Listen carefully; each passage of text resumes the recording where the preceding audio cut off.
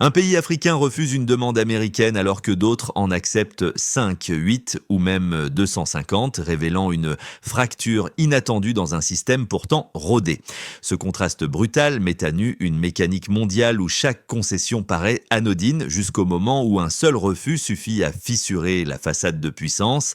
Et si cette rupture assumée par Ibrahim Traoré obligeait soudain le monde à reconsidérer ce que signifie défendre réellement sa souveraineté face à Washington, une telle dissonance ouvre peut-être une trajectoire que personne n'avait anticipée. Si le refus du Burkina Faso semble, à première vue, n'être qu'un geste isolé, il révèle en réalité une série d'enjeux beaucoup plus vastes qui redessinent les rapports de force entre Washington et plusieurs capitales africaines. Au-delà du choc médiatique initial, l'intérêt de comprendre cette décision réside dans son impact concret, savoir comment un pays peut résister à la pression et y trouver un avantage stratégique durable. Le cœur du sujet se situe ici, déplier les mécanismes de ce bras de fer, montrer ce qui a poussé certains États à céder, pourquoi d'autres ont hésité et comment un seul refus a suffi à créer une brèche dans la logique du chantage migratoire. C'est précisément cette articulation entre motivations internes, pressions externes et réactions populaires qui nous dévoile ce que beaucoup n'avaient pas anticipé. À travers cette analyse, une question s'impose déjà comme micro-hook. Que change réellement un non lorsqu'il est prononcé au moment où tout le monde dit oui ? La scène qui a tout déclenché n'a duré que quelques minutes, mais elle a suffi à renverser l'équilibre d'un dispositif installé depuis des années, car à partir du moment où un pays africain a refusé, alors que près de 3 millions de personnes étaient en attente d'expulsion selon les objectifs fixés à Washington, la mécanique jusque-là silencieuse s'est enrhumée d'un seul coup. Ce mini-révélation passée presque inaperçue dans les premières heures éclaire une réalité plus vaste. Le système reposait précisément sur l'idée que personne n'oserait rompre la chaîne. Lorsque des États comme l'Eswatini ou le Soudan du Sud acceptaient quelques expulsés, ou lorsque le Rwanda ouvrait ses portes à des centaines d'arrivants, la pression se diluait et le chantage migratoire fonctionnait sans résistance visible. Le Ghana, l'Ouganda et plusieurs autres gouvernements ajoutaient leur pierre à ce mécanisme, convaincus qu'il valait mieux garantir une aide financière ou éviter une colère diplomatique. Chaque acceptation renforçait l'idée que la dépendance était un état de fait, presque une fatalité que l'on ne questionnait plus.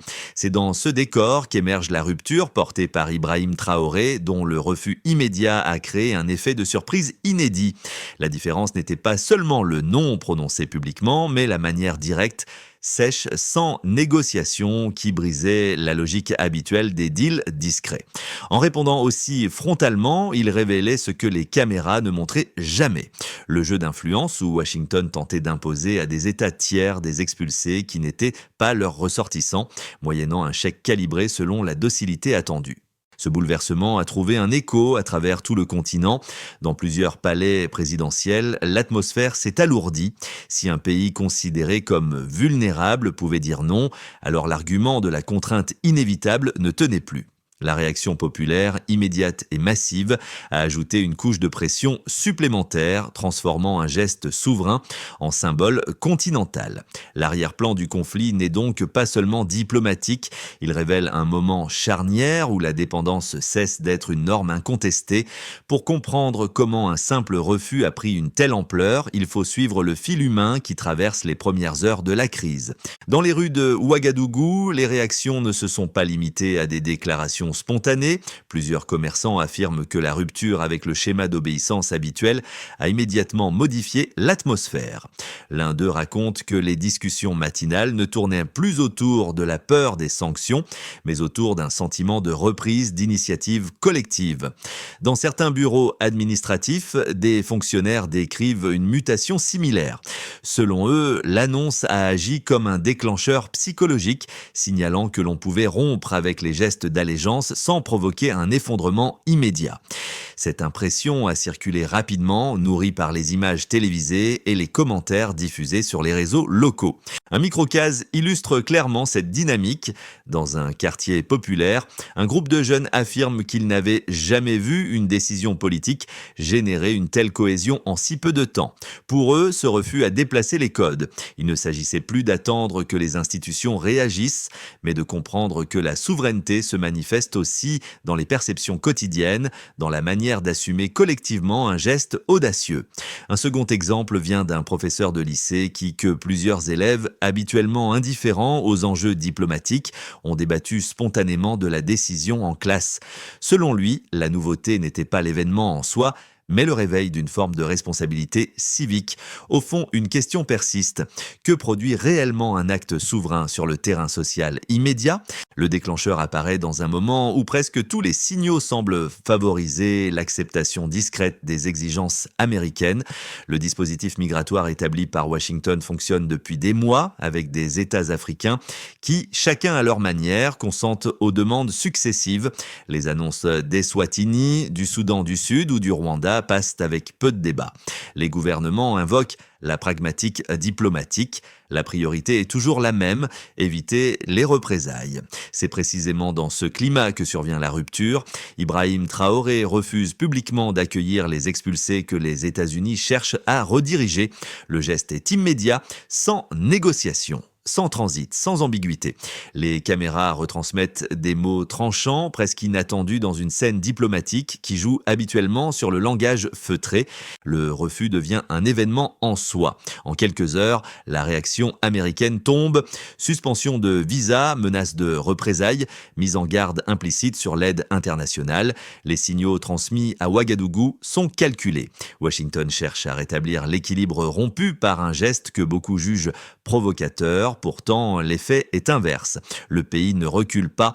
Les autorités réaffirment leur décision dans les médias locaux. Elles dénoncent le chantage. Elles insistent sur la souveraineté. C'est alors que s'installe le point culminant. Sur les réseaux sociaux, la diffusion du refus amplifie un mouvement spontané. Les jeunes s'approprient le récit. Ils s'expriment, ils partagent des extraits. L'épisode devient un symbole. Dans plusieurs capitales africaines, les réactions se multiplient. Certains dirigeants observent avec prudence, d'autres s'interrogent. La question implicite se propage. Si un pays vulnérable peut dire non, pourquoi pas les autres ? Dans les couloirs diplomatiques, les discussions s'intensifient. Les conseillers redoutent un effet domino. Ils craignent que ce refus public ne crée une fissure durable dans un modèle où la pression américaine se veut irrésistible. À Washington, les analyses divergent. Une partie estime que la fermeté suffira. Une autre que le discours de rupture a trouvé un écho inattendu. La réverbération s'accélère. Dans plusieurs quartiers de Ouagadougou, les manifestations de soutien se structurent. Les habitants évoquent une dignité retrouvée. Ils rappellent que les deals migratoires successifs avaient souvent été perçus comme humiliants. Le refus transforme cette perception. Il replace l'initiative du côté du pays.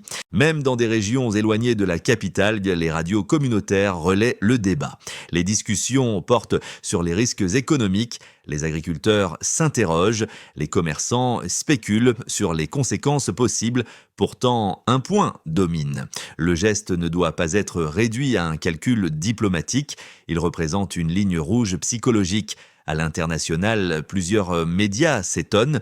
Ils décrivent un tournant. Ils soulignent que le refus intervient dans un contexte où la plupart des États africains acceptent l'échange, aide contre obéissance. Le contraste est frappant. Le geste du Burkina Faso devient une anomalie dans une série d'accords routiniers. Finalement, la séquence entière révèle un phénomène plus large. Lorsqu'un acteur brise un schéma établi, la dynamique régionale se transforme.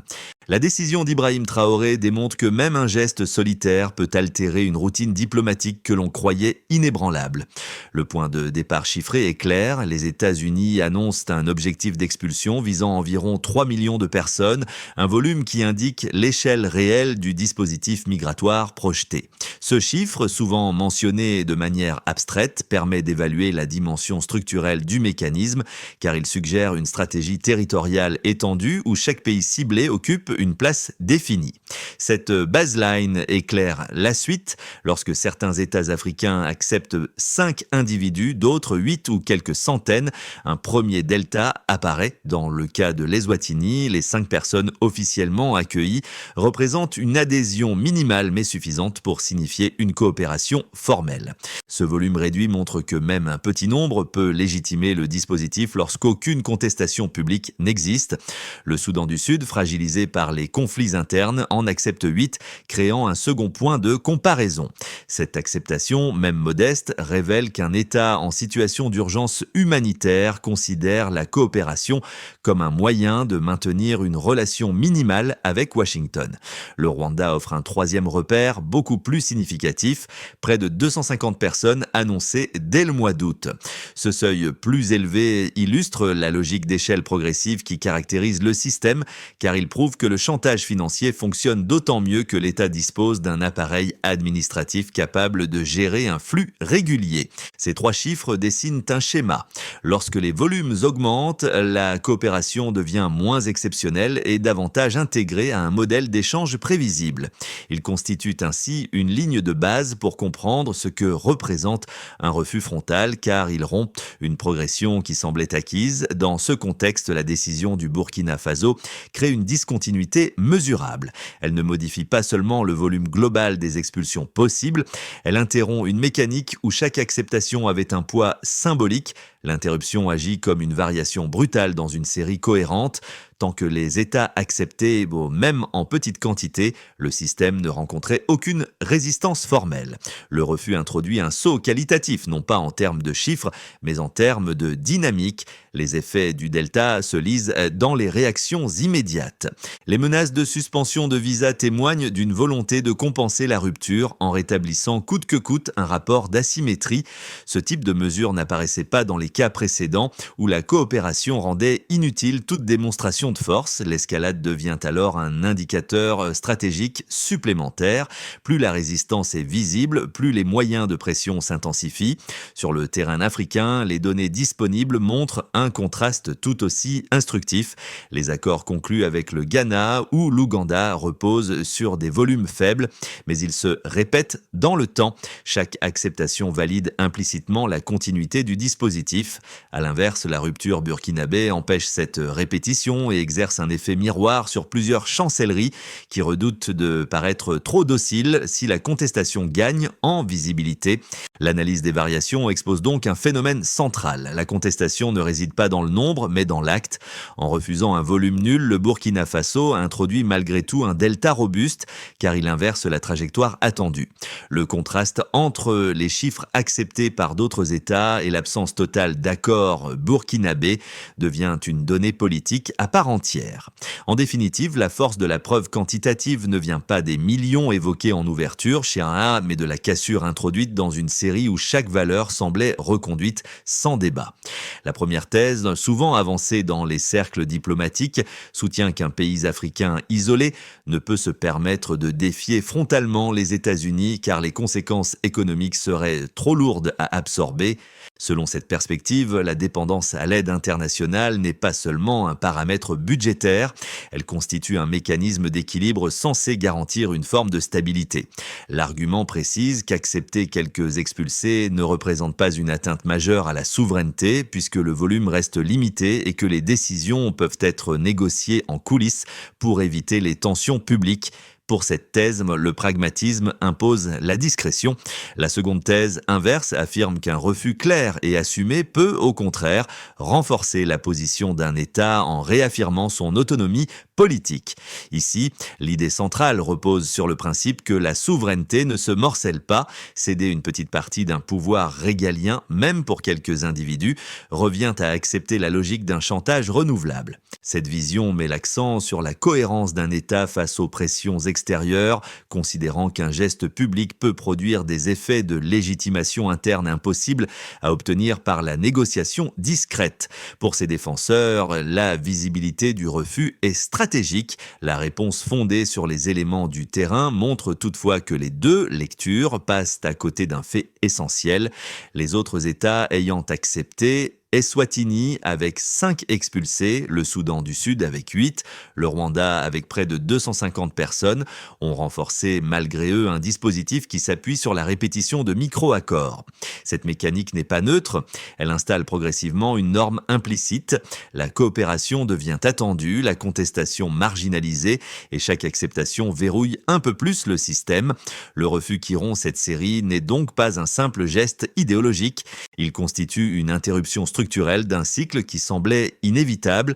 En d'autres termes, la question n'est pas de savoir si l'obéissance est prudente ou si la résistance est héroïque, mais de reconnaître que changer la trajectoire exige une rupture visible, assumée et rare.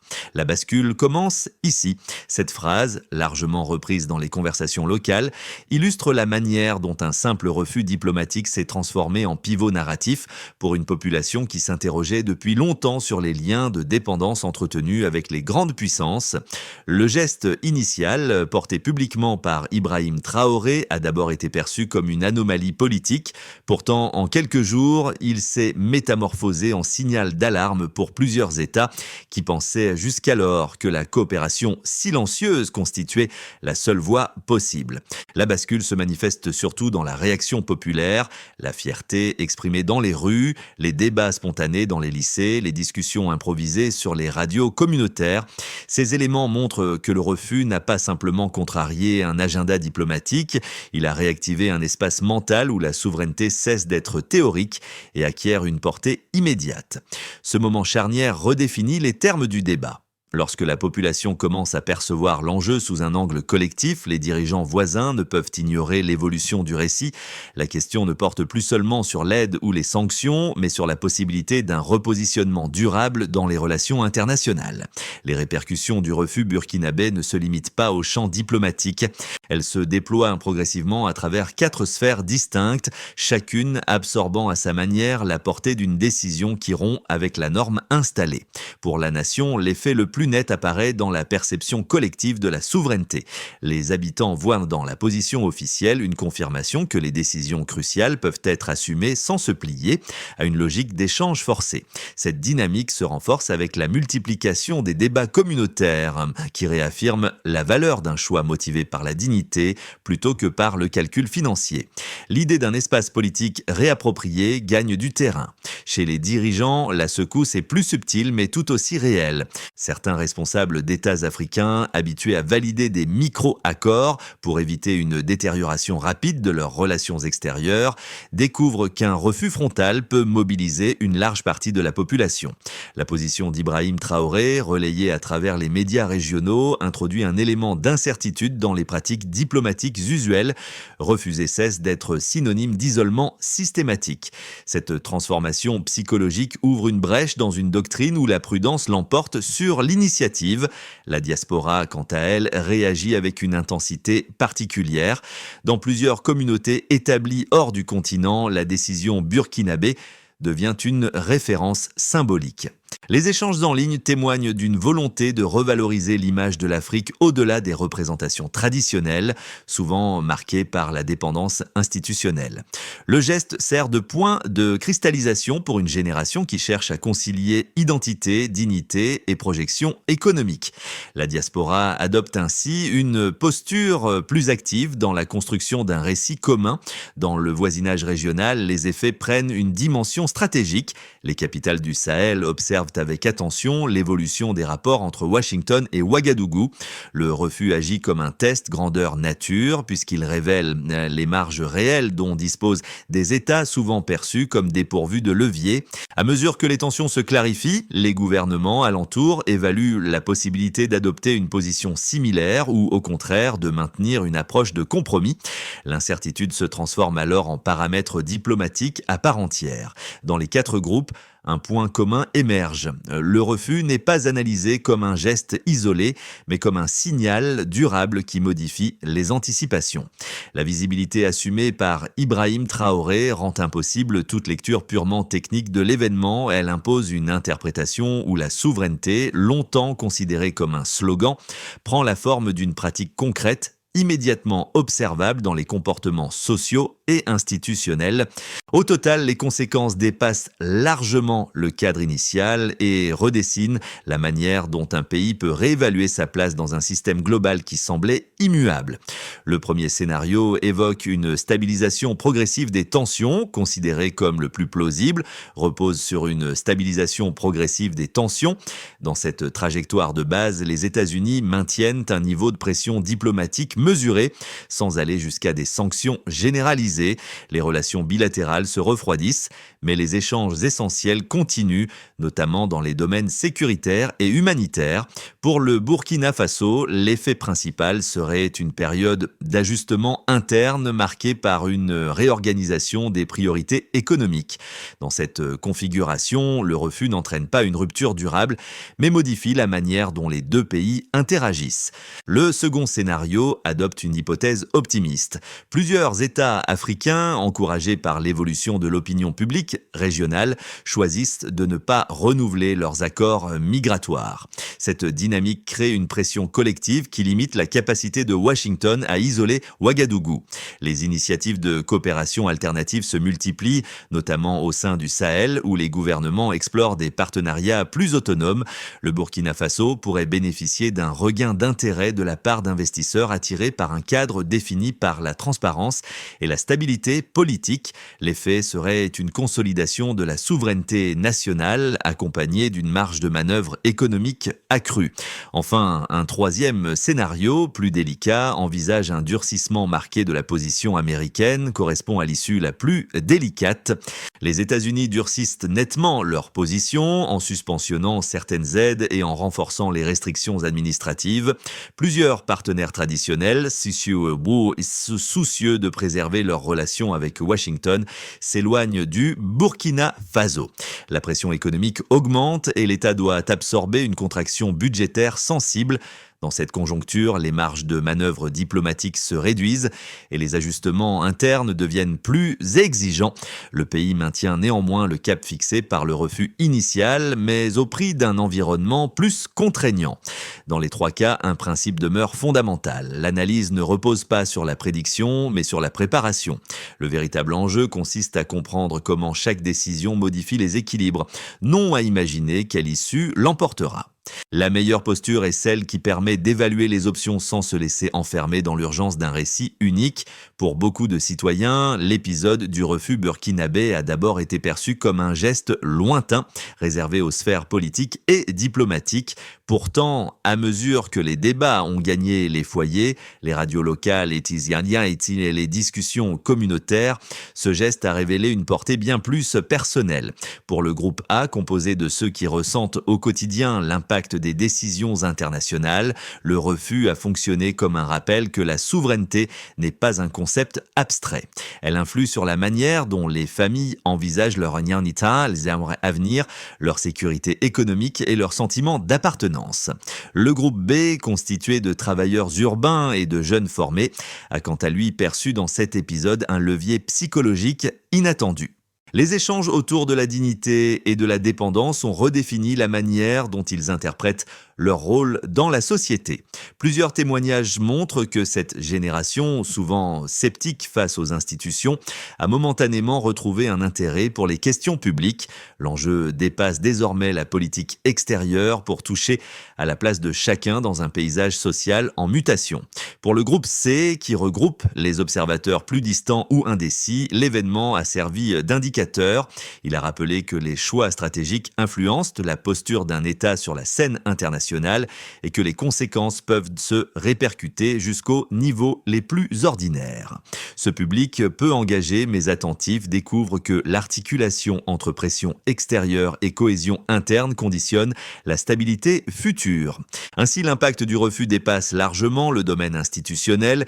Il se manifeste dans les échanges quotidiens, dans la manière de comprendre les enjeux collectifs et dans la perception que chacun se fait de la direction que prend le pays. La première étape consiste à clarifier les priorités internes. Ibrahim Traoré fixe un cap en insistant sur la transparence décisionnelle. L'administration doit identifier les domaines vulnérables, définir les marges d'action et établir un calendrier d'ajustement trimestriel. La mesure principale repose sur des indicateurs simples: niveau de dépendance financière, exposition diplomatique et capacité institutionnelle à maintenir le refus initial.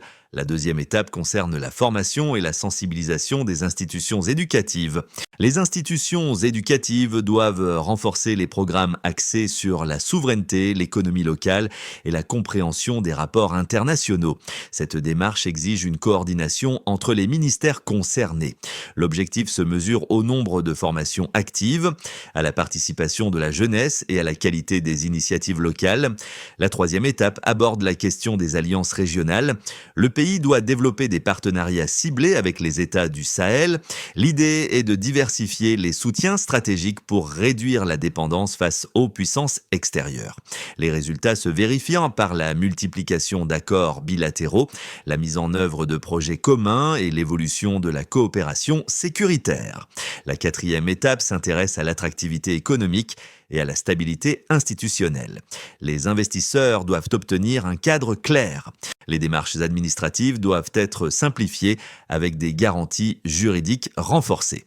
L'efficacité se mesure à l'arrivée de nouveaux projets, au montant engagé et à la stabilité des activités locales. Enfin, la cinquième étape repose sur la communication publique et la transparence du gouvernement. Le gouvernement doit expliquer chaque décision et rendre compte des progrès. Cette transparence renforce la cohésion interne. Elle permet aussi d'évaluer l'impact réel du refus initial sur la scène internationale.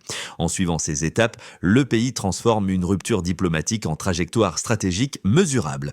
Dans certains quartiers où un simple commerçant expliquait au début de la crise que l'atmosphère avait changé du jour au lendemain, l'écho de cette transformation résonne encore. Ce motif discret mais persistant rappelle que la rupture n'a pas commencé dans les palais officiels, mais dans les gestes ordinaires d'une population qui redécouvrait sa place dans le récit national. Lorsque les premières discussions ont surgi dans les classes, les marchés ou les radios de proximité, une même intuition se formait. Le refus exprimé par Ibrahim Traoré redonnait un sens concret à la souveraineté.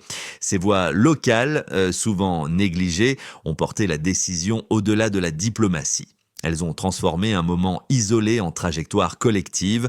Elles ont fait comprendre que la dignité n'est jamais abstraite lorsqu'elle circule dans les conversations du quotidien. Aujourd'hui encore, ce fil conducteur demeure visible. Il relie les attentes, les inquiétudes et les espoirs d'une population qui veut mesurer son avenir autrement qu'à travers les pressions extérieures. La dignité change tout.